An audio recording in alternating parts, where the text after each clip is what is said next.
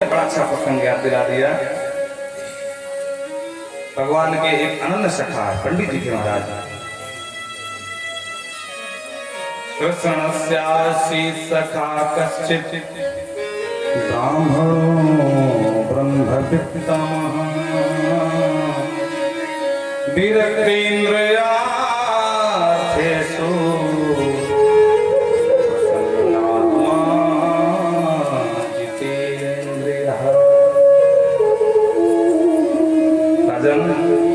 बड़े संतोषी ब्राह्मण थे। धन तो नहीं था उनके पास,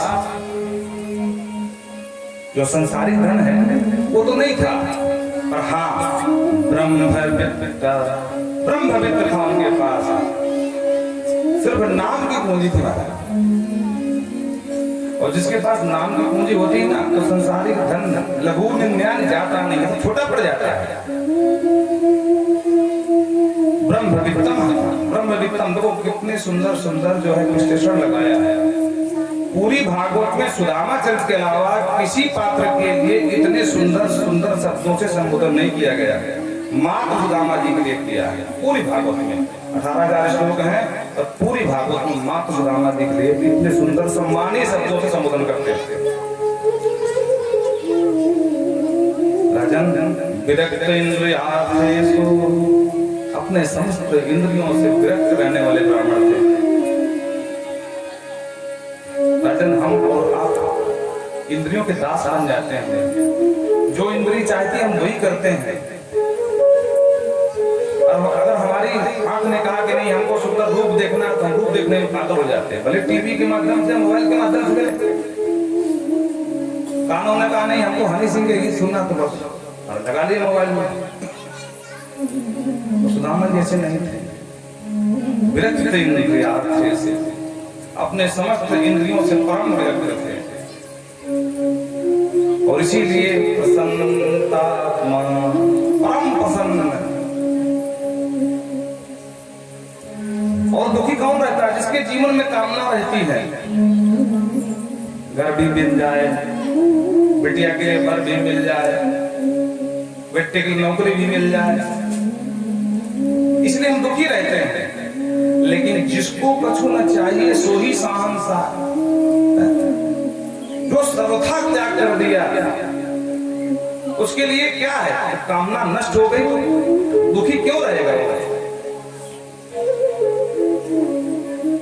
कबीरा सब जग निर्धना, धनवंता नहीं कोई, धनवंता सोई जानिए, जाके राम नाम।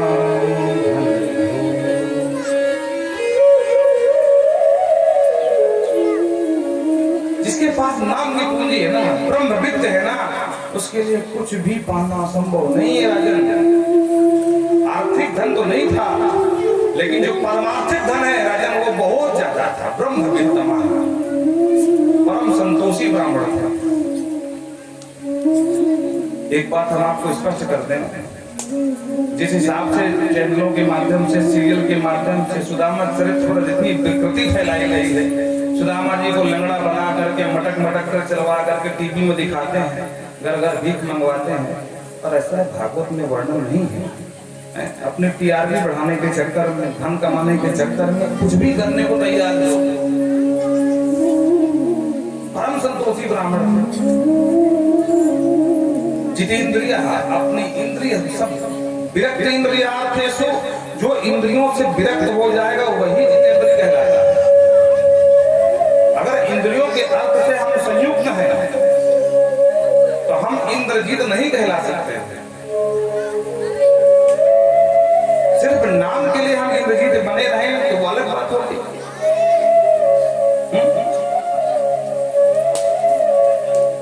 पायो जी मैंने राम रतन धन पायो, पायो जी मैंने राम रतन धन पायो, पायो जी मैंने राम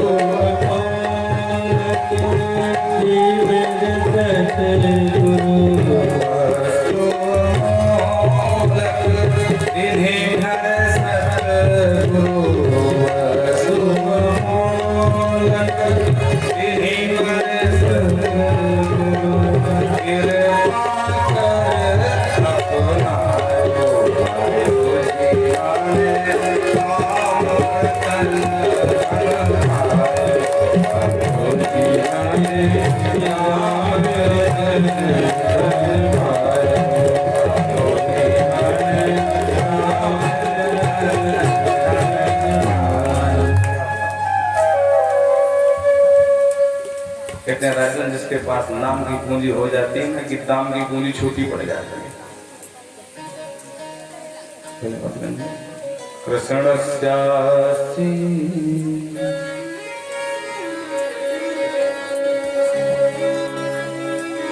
बहुत संतोषी ब्राह्मण।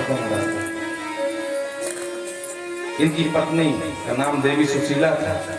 पतिव्रता पत्नी, बड़ी पतिव्रता से महाराज। कभी कभी स्थिति ये हो जाती है कि महाराज जी के यहाँ खाने के लाले पड़ जाते हैं। 4 बच्चे हैं छोटे छोटे, कहा 2-2 साल वो एक ही जोड़ी कपड़े में काम चलाना पड़े। बड़ा भाव है महाराज के घर में।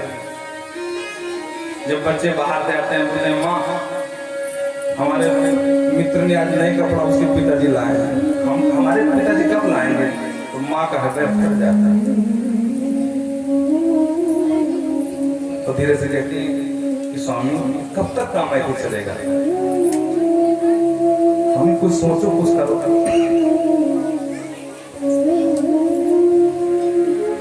तो रामा जी कैसे देखे, जिसने जीवन दिया ना वो जीविका भी देगा, चिंता मत करो।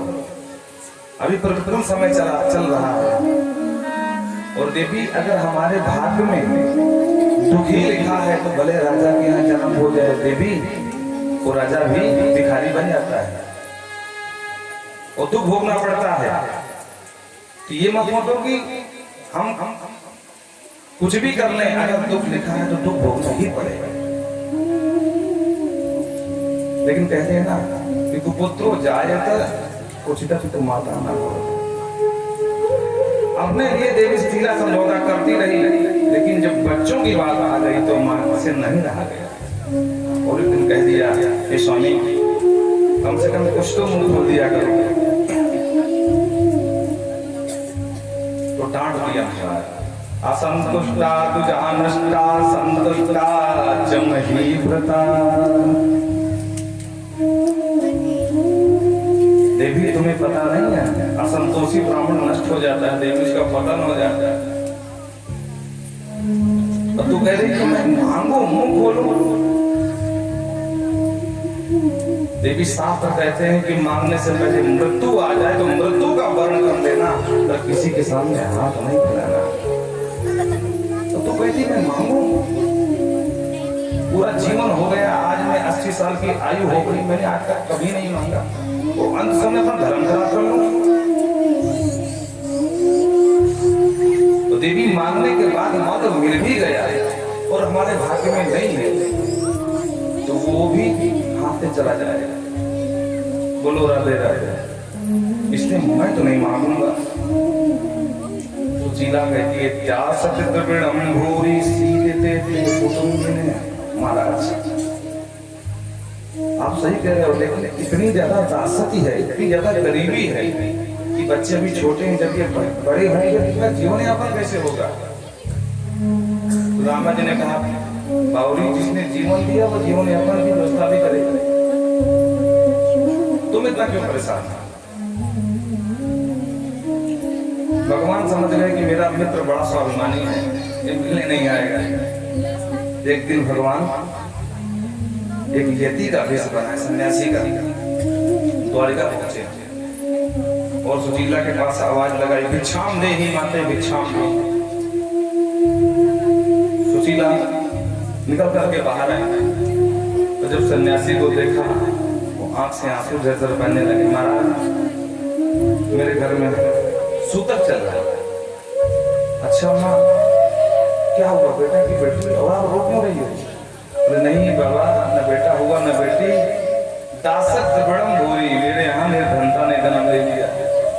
ओहो माता जी आप घर में बिल्कुल भी धन नहीं है।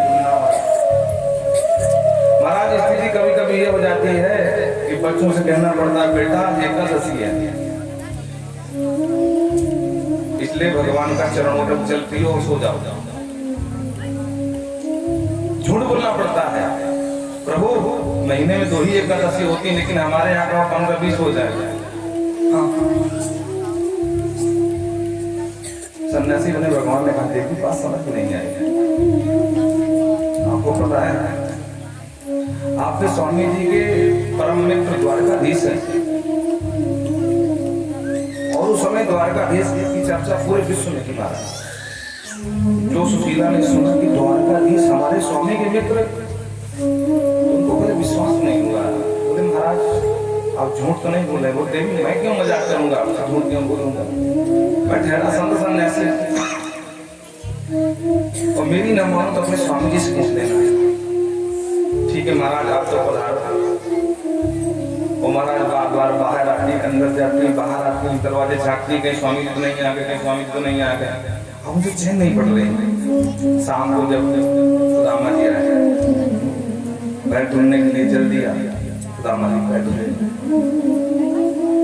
अंतरपुर में जब पहुंचे, देखो पहले का नियम था कि जब कोई बाहर जाता था ना हमारे सनातन में, तो लोग घर के बाहर पैर धुलते थे, उसके बाद घर के अंदर प्रवेश करते थे। लेकिन अब नियम बदल गया। अब तो महाराज महिलाएं चप्पल पहने पहने रोटी सेकती हैं, बाहर धुलने की तो बातें ही छोड़ दो। और उसका सीधा था यही मतलब था कि हम बाहर से आते हैं, कीट पतंगा पता नहीं कौन कितने कीटाणु हैं जो हमारे चप्पल के माध्यम से पैर में चिपके रहते हैं, तो घर में ना पहुंच जाए। और उसको भी लोगों ने छुआ मानते हैं, बोलो वो सब पाखंडी हो गए। जब कोरोना ने महाकाल बन करके तांडव किया तो क्या बोले छूना ना छूना ना छूना ना छूना ना दिया छूना ना, तब नहीं कोई बोला कि पाखंड फैला रहे हैं। हाँ 2 गज की दूरी और मास्क है जरूरी। हाँ स्थिति ये हो गई कि बहुत लोग मर गए और लोग उनकी बारात में नहीं पहुंचे, भैया कोरोना हो गया। और हमारे माती जब कहते थे कि भैया छूना ना 2 गज की दूरी है बहुत जरूरी, तो नहीं पाखंड फैला है। जब कोरोना ने महाकाल बन करके पूरा बॉन्डर दिखाया तो सबकी अकल दिखाने आ गई। हमारे जितनी भी क्रियाएं सनातन की है ना, फालतू की नहीं, सब वैज्ञानिक रहस्य है। हम चोटी क्यों रखते हैं? क्योंकि ये हमारा सहस्त्र चक्र है। बोलो राधे राधे। और जो बहुत तपोनिष्ठ हो जाता है ना, तो इसी द्वार से प्राणवायु बाहर निकलते हैं और सीधा साक्ष मोक्ष को पहुंचता है, वो दोबारा जन्म नहीं होता। लाखों में कोई एक महर्षि, एक सन्यासी इस द्वार, ये 10वां द्वार है। आप जो अध्यात्म जानते सब जानते हैं, बाकी तो 9 द्वार हैं, पर ये सहस्त्र चक्र जिसे बोलते हैं, ये 10वां द्वार है। बहुत कम लोगों का यहाँ से प्राणवायु बाहर जाता है। बोलो राधे राधे। इसलिए हम शिखा रखते हैं, चोटी रखते हैं, ताकि ये बहुत जो है संवेदनशील भाग होता है सर का, सूर्य की किरण ज्यादा प्रभाव न कर पाए, इसलिए हम लोग चोटी रखते थे। पर लोग पगड़ी बांधते थे, साफा बांधते थे, देहात में लोग, किसान लोग यार शिखा भी काट दिए, सूत्र भी काट दिए, जय सिया राम। हम तो सेकुलर बन के रहेंगे। बोलो राधे राधे। और एक संप्रदाय कह रहा हम जाली टोपी लगा के रहेंगे।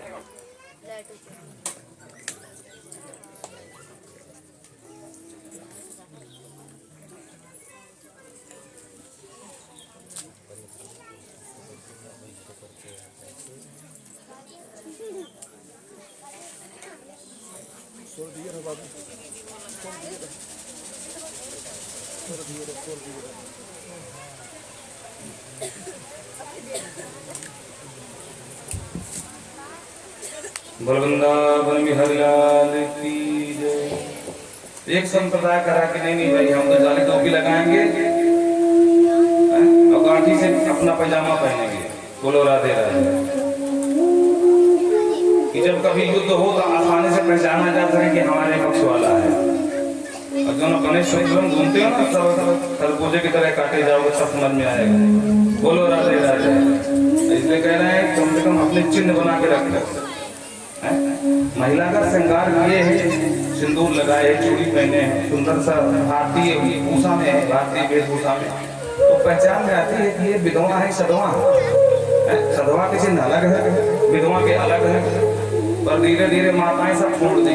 सिंदूर के नाम पे क्या हो, गीला वाला थोड़ा सा यहाँ पर आगे से रख लेती है, बाल ढक लेती है, ताकि कोई न पहचान। अरे तुम्हारे ऐश्वर्य के लिए भाई, तुम्हारी पहचान है इसी से। बोलो राधे राधे। राजकाज सब अत्याधुनिक हो गए भाई। इतना भी अत्याधुनिक हो जाओ और इतना नहीं हो पाओगे कि बेटा बाप बन जाए, बाप बेटा बन जाए, ऐसा कभी नहीं होने वाला। बोलो राधे राधे। दिन को रात, रात को दिन नहीं कर सकते हो भाई। वो अलग बात है कि कृत्रिम प्रकाश से आप रात को दिन बना लो, लेकिन रात रात ही रहेगी, दिन दिन ही रहेगा। सधवा और विधवा की पहचान होना चाहिए। बाबा कंजूस मूल्य की विधवा के संग्राम नाम वही स्थिति सामने दिख रही है। विधवाएं तो श्रृंगार करती हैं, जो सधवा है ना कौन फालतू मॉन्डर करे। ये हाल 2 घंटे के लिए 5,000 रुपया ब्यूटी पार्लर जाकर खर्च कराती है। 2 घंटे के लिए जहाँ जयमाल हुआ सब धो के बाहर करती है। अनावश्यक खर्च है, खर्चे ही है। और जितने भी आओ उतने 5,000 जोड़ लो महाराज, उसके बाद भी 10,000 की साड़ी कपड़ा जोड़ लो। अनावश्यक खर्चा। पहले के लोग जो संचयी होते थे, लेकिन आज स्थिति ये है कि महाराज उड़ रहा है, तो आप दोनों हाथ से उठा रहे हैं। भगवान ने जैसा बनाया वैसा ही दिखोगे। ब्यूटी पार्लर वाले तुमको अलग से बर्मा की फैक्ट्री नहीं पैदा कर देंगे। 2 घंटे बाद क्यों ऐसे ही हो जाने वाले। बोलो राधे राधे। अनावश्यक फालतू में खर्च नहीं करना चाहिए। तो कहते हैं देवी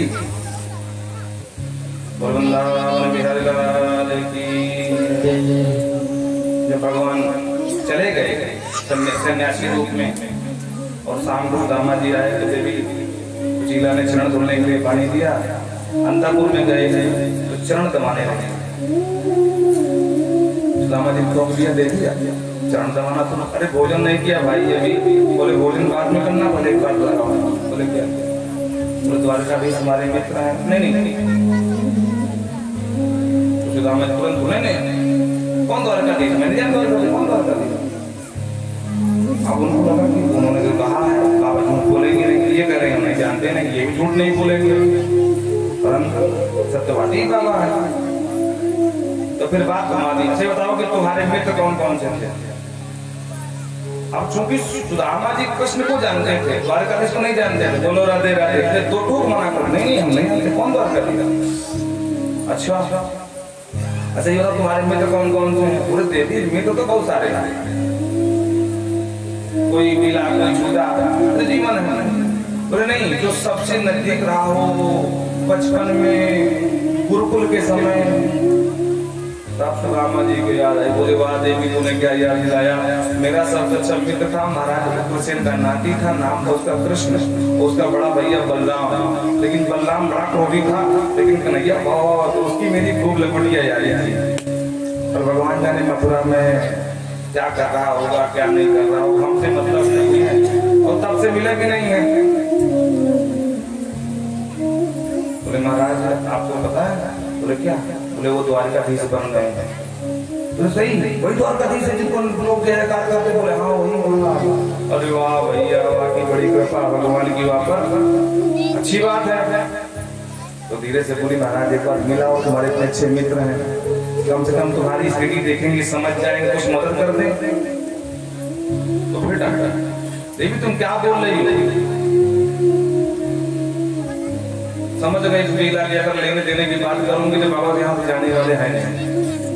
इसलिए कहा धीरे से कम लेना देना भी ना हो तो आप उनसे मिलने ही चले जाओ। हाँ देवी ये तुम्हारी बात सही है। आया ही पर मूला उत्तम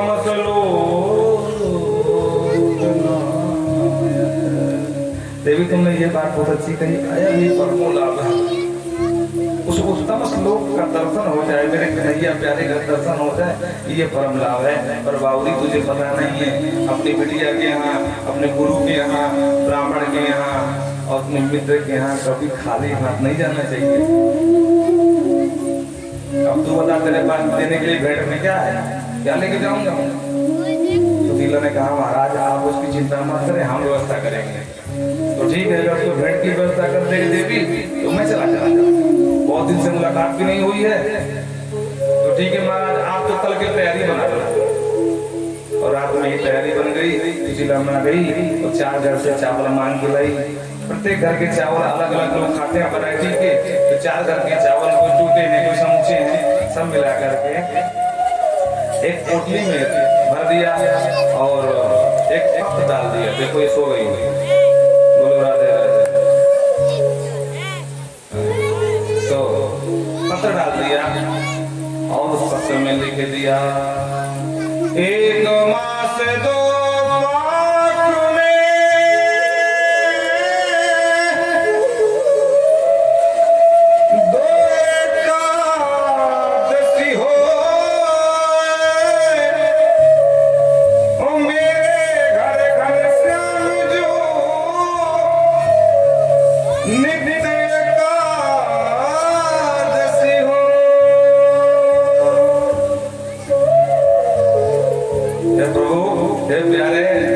बड़ी कृपा सुशीला पर है। वैसे तो हमारे सनातन में एक मास 2 पक्ष में 2 एकादशी हो, और मेरे घर घनश्याम जी आपकी इतनी कृपा के नित्य एकादशी सारा साथ तक खाने के लाने पड़े सरकार। सुदामा जी से बताया कि अंदर पत्र है, महाराज तुच्छ भेंट है और प्यारे को दे देना, कह देना कि अब इसके अलावा हमारे पास कुछ नहीं है। ठीक है देवी, महाराज चल दिए, लेकिन रास्ता पता नहीं, पूछते पूछते जा रहे हैं। चलते गए महाराज। और एक दिन क्या हुआ कि बहुत थक गए, तो रास्ते में पीपल का वृक्ष था, उसी के नीचे थोड़ी देर बैठे गए। बैठने के साथ उनको आलस लगा, थोड़ा लंबे हो गए। तो जैसे लंबे हो गए तो सो गए। तो भगवान ने देखा अरे मेरा भक्त मेरा मित्र मुझसे मिलने आ रहा है, तो भाई हमें भी सहयोग करना चाहिए। तो भगवान ने उठा करके योग माया के माध्यम से सोए हुए सुदामा को द्वारिका में ही सुला दिया। भगवान का प्राण है, जो तू आवे एक पग मैं आऊं पग ये प्यारे, अगर तुम मेरी तरफ 1 पग बढ़ाएगा तो मैं 60 पग बढ़ाऊंगा तेरी तरफ। और भगवान ने उसको चित्रार्थ कर दिया अपने वचन को, और उठा के सुदामा जी को द्वारका में सुला दिया। सुदामा जी जगह, वो जो जगह तो बहुत शक्ति हो गई। अरे मैं तो पीपल के नीचे सोया था, बरगद कहाँ से आ गया भाई? फिर विचार करने लगे, हो सकता थकान थी मुझे और मुझे भ्रम हो गया हो, बरगद को पीपल समझ गया हूँ, बुढ़ापे का शरीर है भाई, चलो कोई बात नहीं, इसी से रास्ता पूछता हूँ आगे का। तो सामने से एक पथिक चला रहा था। क्या कर रहा था?